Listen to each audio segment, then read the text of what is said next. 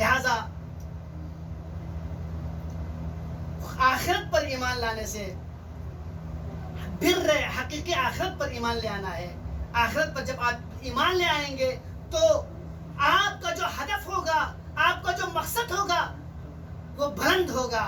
وَإِنَّ الْآخِرَةَ لَهِيَ الْحَيَوَانِ، حیات ابدی اگر ہے تو وہ آخرت کی زندگی ہے. ليس البر أن تولوا وجوهكم قبل المشرق والمغرب ولكن البر من آمن بالله واليوم الآخر والملائكة والكتاب والنبيين. ملائکہ پر ایمان لے آنا ہے. ملائکہ پر ایمان لے آنا اس لیے چونکہ ملائکہ جس طرح رسول خدا اور بندوں کے درمیان ایک رابطے کا نام ہے، ایک رسول کا نام ہے، رسالت کو پہنچانے کا نام ہے، اسی لیے تکوینی اور تشریعی امور میں ملائکہ کا دخل ہے. لہذا ان پر ایمان لے آنا پڑے گا. ان پر ایمان لے آئیں گے تو آپ رسول پر جو آپ کی ایمان ہے وہ تکمیل ہو جائیں گے.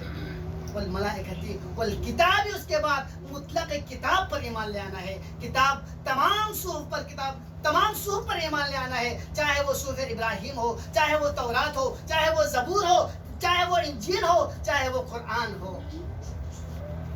لیکن کتاب پر ایمان لے آنے کا مطلب بھی یہ ہرگز نہیں ہے کہ آپ کتاب کو صرف مقدس سمجھیں، کہ آپ صرف کتاب کا احترام کر لیں، کہ آپ کتاب کو، قرآن کو، باقی مصاحف آسمانی کو آپ چومیں، ان سے تبرکن آپ اس کو اپنے پاس رکھیں. بلکہ روح کتاب، مغز کتاب، احکام کتاب، تعلیمات کتاب کو آپ اپنے زندگی میں اس کو عملی جامہ پہنا دیں.